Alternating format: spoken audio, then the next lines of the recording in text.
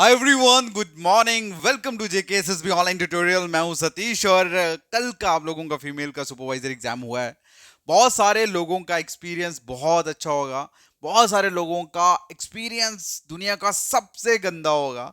Alright. और ये जिसके साथ जिसको अच्छा एक्सपीरियंस हुआ या जिसको बहुत गंदा एक्सपीरियंस हुआ, इसे कहते हैं नजरिया। ठीक है। और आप लोगों ने सोचा होगा आज कुछ भी नहीं आएगा, लेकिन ये वीडियो मैं बना रहा हूँ आप सबके लिए। क्यों बना रहा हूँ इसका रीजन आपको बताता हूँ। क्योंकि हर किसी को लगता है कि शायद मेरे साथ गलत हो गया, बाकियों के साथ बहुत अच्छा हो गया, और शायद अब पता नहीं मैं कम बैक कर पाऊंगी। ठीक है। लेकिन आपको एक चीज मैं बता दूं कि रिजल्ट कुछ भी हो, लेकिन इंसान ने जिस जगह पे मेहनत करी होती है ना, जिस चीज पे मेहनत करी होती है, वो हमेशा, मेहनत कभी भी बेकार नहीं जाती। वो कभी ना कहीं तो आपको हेल्प करती है। अब आप लोगों ने इस कल के जो एग्जाम्स है, आप लोगों ने क्या सीखा, और बाकी जितने भी महीने आप लोगों ने तैयारी करी, उससे आपको क्या सीखना चाहिए और आपका क्या क्या बेनिफिट इससे हुआ है, वो सारी बात करेंगे। और लास्ट में हम बात करेंगे कट ऑफ के बारे में भी और सिलेक्शन के बारे में भी। ओके, तो सबसे पहले मैं आपको एक चीज बताना चाहता हूँ। मेन चीज है, जो बच्चे, मतलब बहुत सारे ऐसे बच्चे हैं जिनका एक्सपीरियंस जो था वो काफी अच्छा रहा। मतलब कुछ बच्चे थे जिन्होंने मुझे मैसेज करा कि सर बहुत अच्छा पेपर गया, आपने जो करवाया था मैक्सिमम हमने करा। ठीक है। अब ये मैक्सिमम जो है ना, ये मैक्सिमम डिपेंड करता हर एक इंसान पे। जिस इंसान ने ये सोचा था कि मेरी सिलेक्शन होनी चाहिए, ठीक है, मेरी सिलेक्शन होनी चाहिए, उसके लिए मैक्सिमम मार्क्स का मतलब होता है 100+। और जिस बच्चा जो फर्स्ट टाइम पेपर दे रहा है और पहली बार बैठ रहा है, अगर, और जो बच्चा जिसने दो तीन बार पेपर दिया और उसके 50 से कभी ऊपर आए नहीं, और जब अगर उसके इस एग्जाम में 70+ मार्क्स आए हैं, तो मतलब उसके लिए बहुत अच्छा है। तो ये जो मैक्सिमम मार्क्स होते हैं ना, ये हर एक की लाइफ में, हर एक के माइंडसेट में अलग अलग होते हैं। समझ आ गया? मतलब जिस बच्चे ने सिलेक्शन सोची थी, मुझे सिलेक्शन होनी चाहिए, उसके लिए 100+ मार्क्स भी कम हो गए।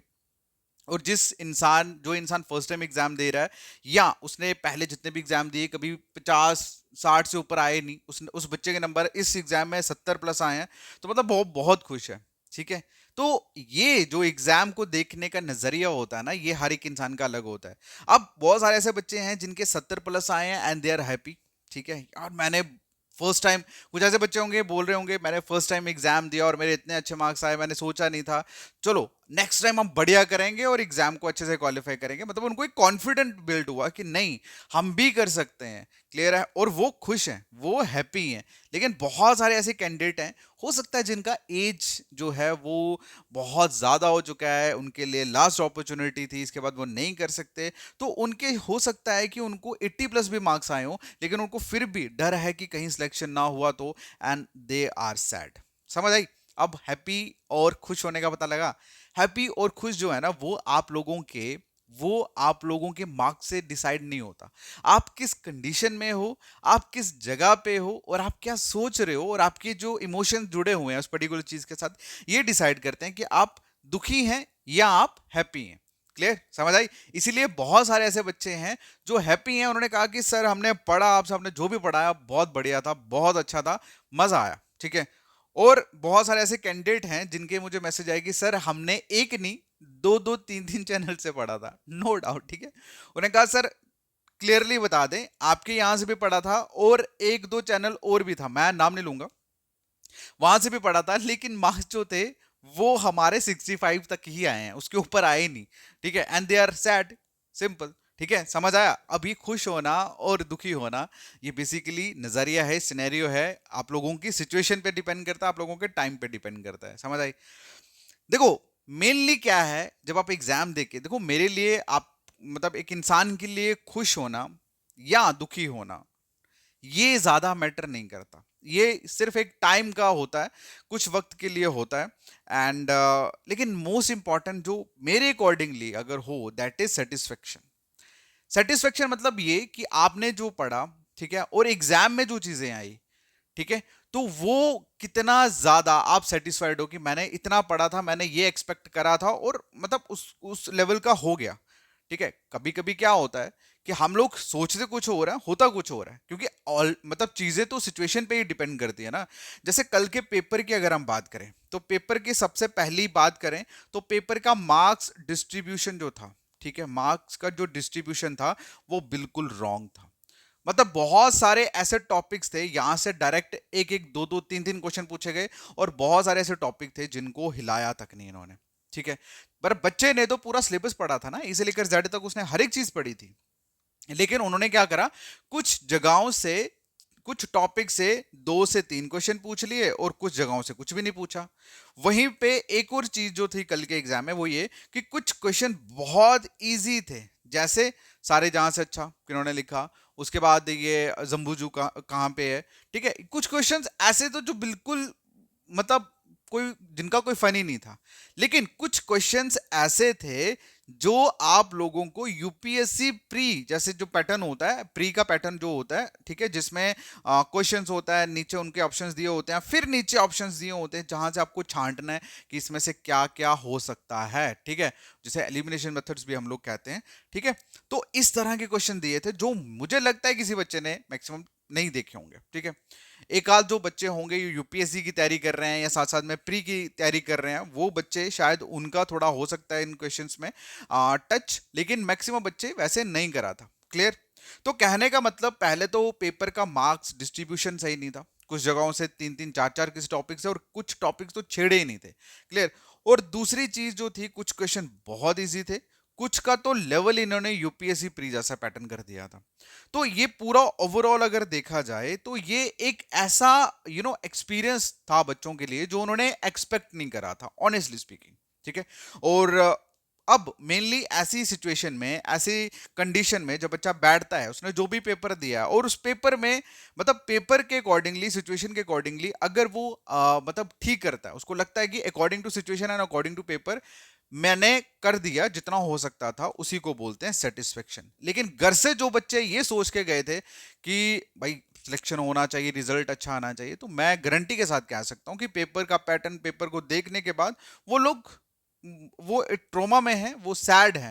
लेकिन मैं आपको एक चीज बता दूं कि आपकी सैडनेस, या आप जितने सैड हो या ट्रोमा में हो, आप उसको जितना घसीटोगे ना वो उतना लंबा जाएगा, उतना देर तक जाएगा।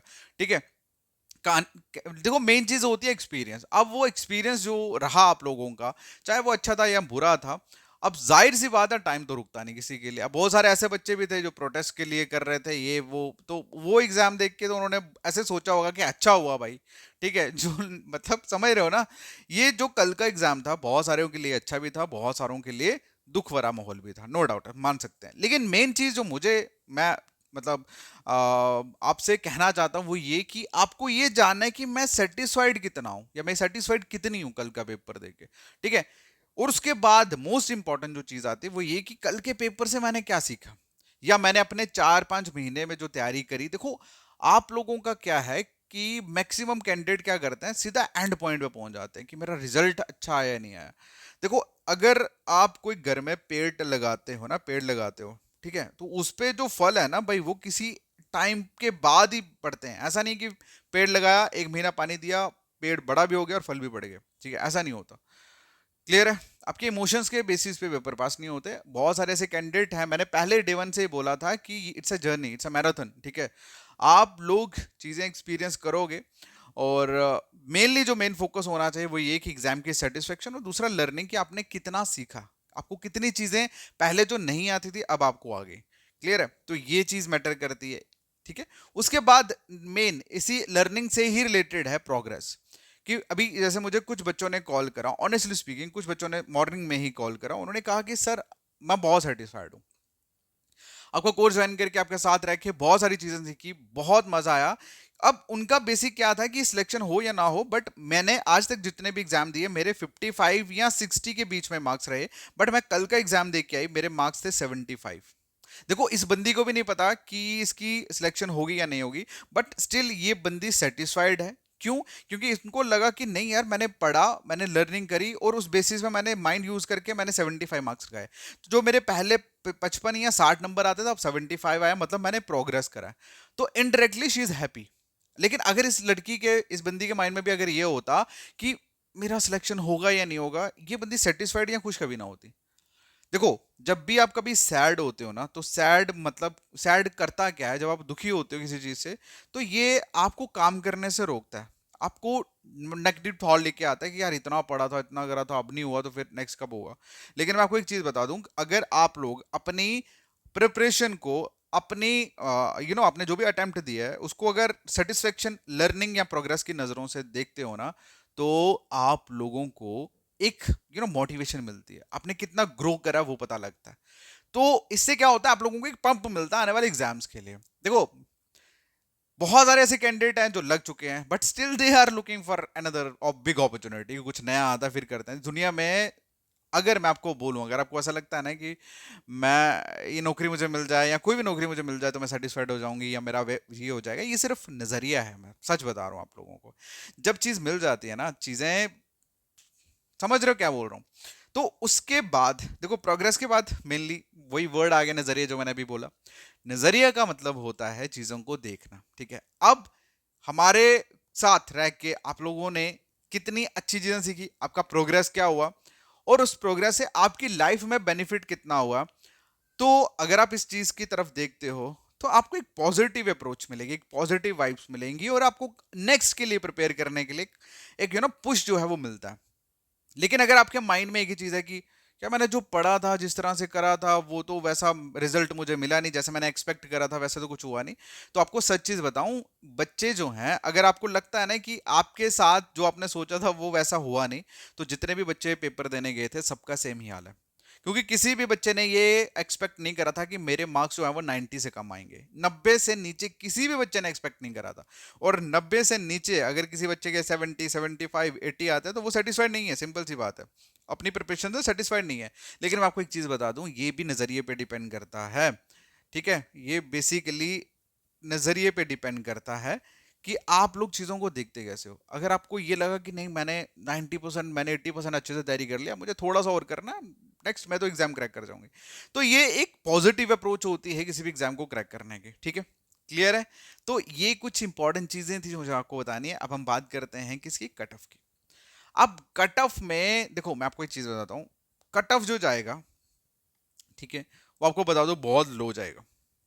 अब इस लो का रीजन क्या है? लो का रीजन ये है कि सभी जितने भी कैंडिडेट है भाई, आप सब ने चाहे एक कोर्स पढ़ा है या आपने 4 कोर्स पढ़े हैं, ठीक है, क्योंकि कोर्सेज में जो चीजें करवाई जाती हैं वो अकॉर्डिंग टू सिलेबस करवाई जाती हैं, और सिलेबस के अकॉर्डिंगली वहां पे कुछ भी नहीं था वैसे, ठीक।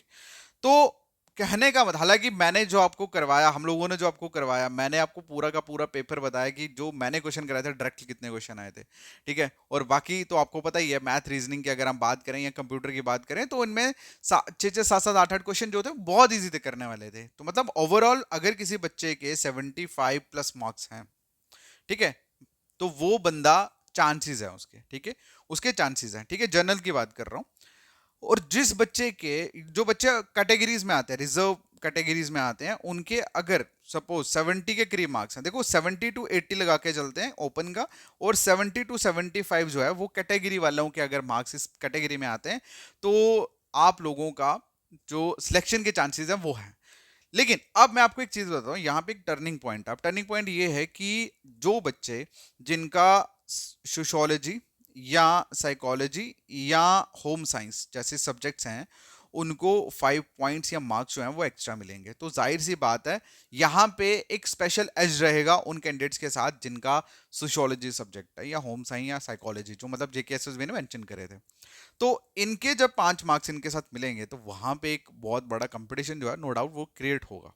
क्लियर है? तो अब जो कहानी है सिलेक्शन की, मैंने आपको बता दिया, कट ऑफ बहुत लो जाएगा, बहुत लो जाएगा, क्योंकि एक तो गर्ल्स हैं, ऊपर से पेपर जो था अनएक्सपेक्टेड था, किसी ने एक्सपेक्ट करा नहीं था। और आपको एक चीज मैं बता दूं कि हमने जो चीजें आपको करवाई थी, मैक्सिमम चीजें दिखी थी, क्योंकि मैंने स्टार्ट डे वन से ही आप लोगों को कंसेप्ट पे फोकस करवाया था, आपको मेन चीजें करवाई थी, मेन मेन चीजों पे करवाया था। लेकिन कुछ बच्चे ऐसे थे, यकीन नहीं मानोगे आप, कुछ बच्चे ऐसे थे जिन्होंने पूरे का पूरा केस लेवल का चीजें रट ली थी। बट जरा सोचो उन लोगों के साथ क्या हुआ होगा, ठीक है। मैं तो वैसी चीजें कभी करवाता हूँ नहीं, बिकॉज मुझे पता है जेकेएसएस भी जो है वो हमेशा ऊपर ऊपर से आता है, ठीक है। लेकिन उन्होंने पैटर्न और डिस्ट्रीब्यूशंस में थोड़ा बहुत गड़बड़ कर दिया, कि मार्क्स की जो डिस्ट्रीब्यूशन थी वो प्रॉपर सीक्वेंस में नहीं करी। कहीं पे 2 2 3 3 क्वेश्चन किसी टॉपिक से और किसी टॉपिक से कुछ भी नहीं आया, और वहीं पे इन्होंने कुछ पैटर्न जो थे वो यूपीएससी प्री का डाल दिए, यहाँ पे गड़बड़ हो गया। अदरवाइज मैक्सिमम जो चीजें हमने करवाई थी, जिस तरह से करवाई थी वो आई थी। मैंने डे वन से आपको बोला था कि एग्जाम में एग्जाम में आप लोगों का रिवीजन बहुत मैटर करता है। और वहीं पे कुछ बच्चे ऐसे थे जिन्होंने तीन चार चार जगह से पढ़ा हुआ था, लेकिन मतलब आप लोग समझ सकते हैं, उसी के बेसिस पे कह रहा हूँ कि कट ऑफ जो है वो बहुत लो जाएगा।